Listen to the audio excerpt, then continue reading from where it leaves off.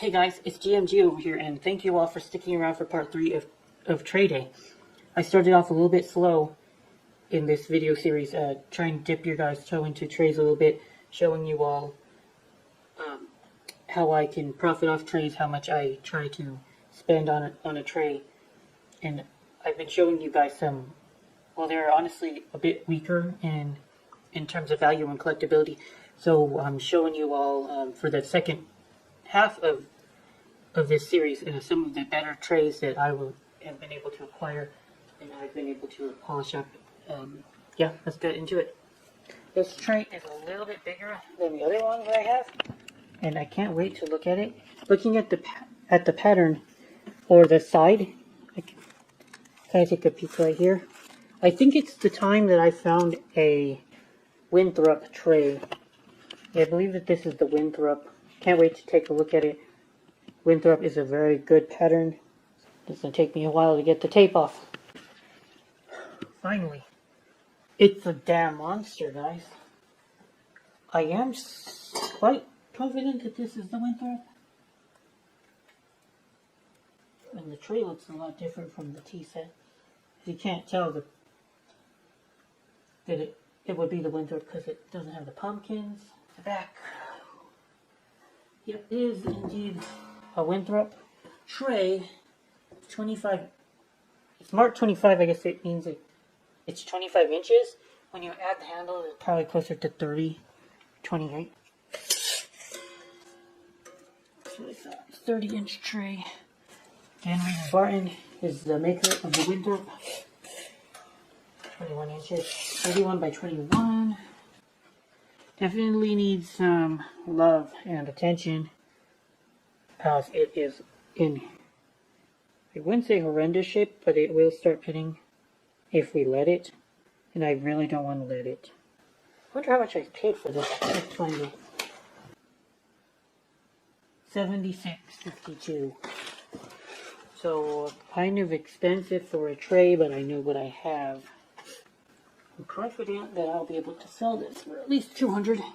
It's a massive tray. Winthrop is a very in-demand pattern, and that's just how it goes. And this is the Daffodil pattern. It's a strong pattern. You can find the flatware still selling decent amount. I would say that this is one of the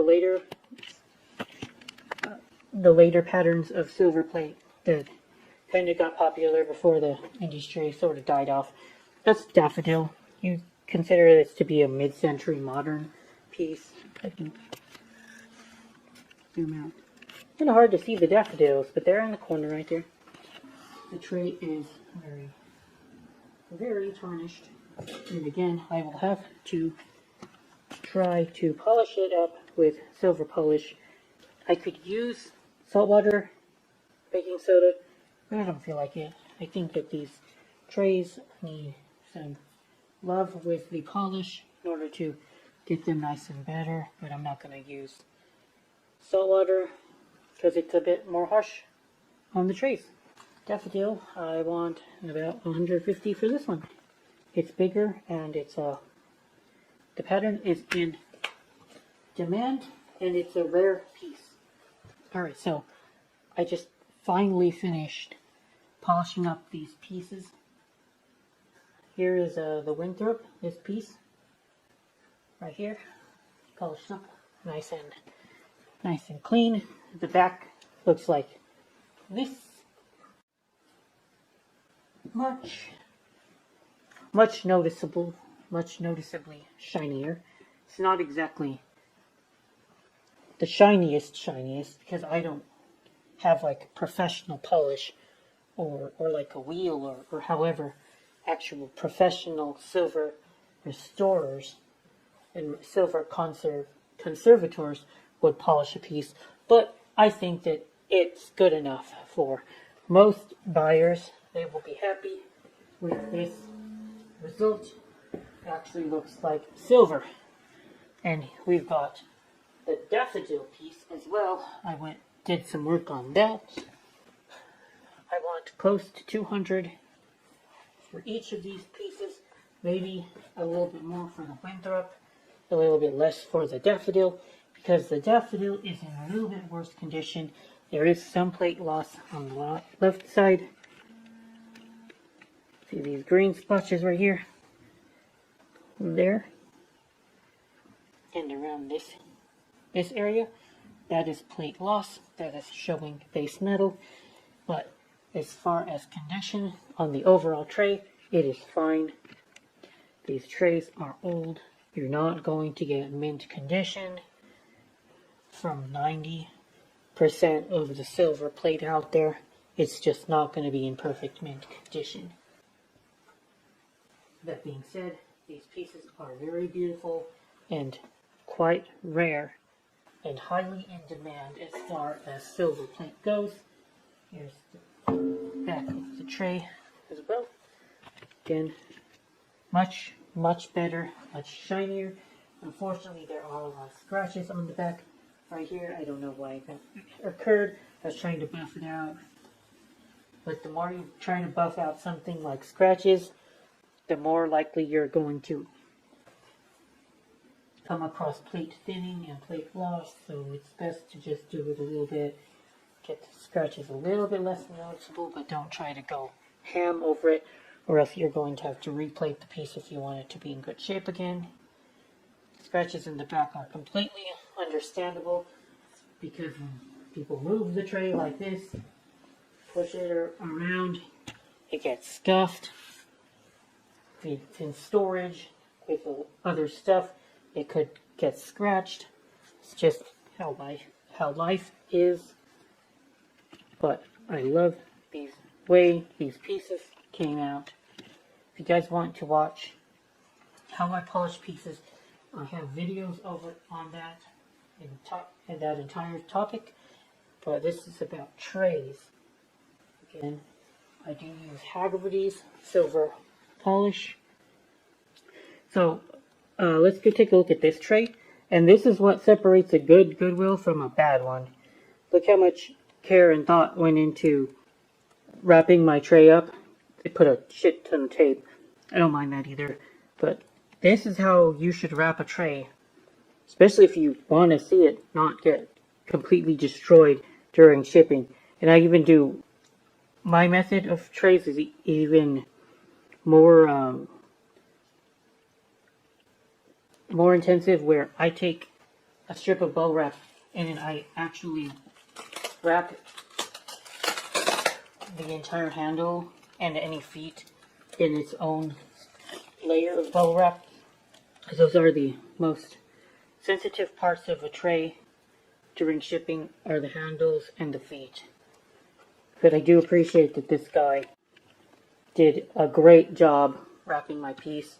And then they also used plenty of that stuff, shredded boxes, which is okay as packing material. At least they included it enough in order to make the tray not bounce around. They charge a shipping and handling fee, and only some of the Goodwills actually earn that fee and do a good job. I don't mind paying a handling fee if they're able to get my stuff to me in good condition most of the time. Some of those Goodwills, they don't deserve a damn cent for any kind of handling. Christopher Wren pattern by Wallace. And I actually have another of these trays that I've been trying to sell for a little while.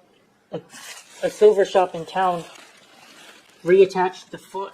One of these feet fell off during shipping because they didn't do as nice a job as this Goodwill. So I lost the foot, and it cost me $125 just to have this reattached. I couldn't find it in my heart to just destroy it.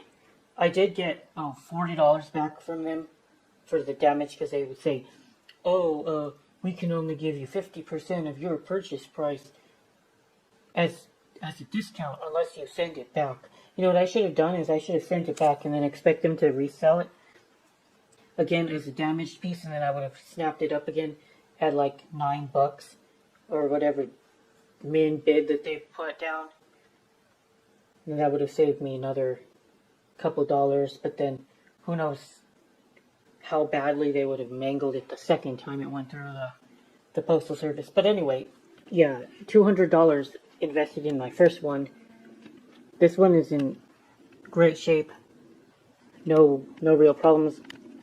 This is a very rare and sought after pattern, which gives it a large premium over some of the butler trays that I've come across. And if somebody wants it, they'll have to pay me a decent amount. We've got what looks like right here. Again, I have that same problem as earlier, where you see that white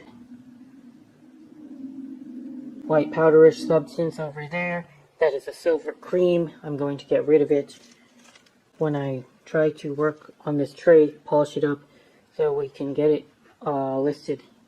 That's my #1 goal today. So here we have the Christopher Wren by Wallace, been polished up, and it looks fine. Nothing too terribly wrong with this piece. And I want at least $300 for it. I would think that's a good beginning asking price. $350 is kind of pushing it, but not in the realms of absurdity yet. I wish that this could sit in a gallery or something, higher end retail store, so I could get attention from people who have a little spare currency, you know what I mean? But as far as YouTube goes, as far as eBay goes, $350 sounds good. And I'm gonna knock down the price of the damaged one and the repaired one down to $260, I guess. So I basically break even on that one, and then I'll just try to profit off this one. Back out. Not too bad. Oh yeah, again, we're gonna have to deal with stickers. Sticker gunk, not too fun to deal with. Gonna have to bust out something in order to deal with it though. Eventually I was able to get off that sticker residue, but gosh, it takes a long time. Not a fan. And I think that is going to do it for today's video of part 3 of Tray Day. I got one more part that I'm going to be releasing in about a week. Yeah, I'll see you guys in a little while. Good morning, guys out.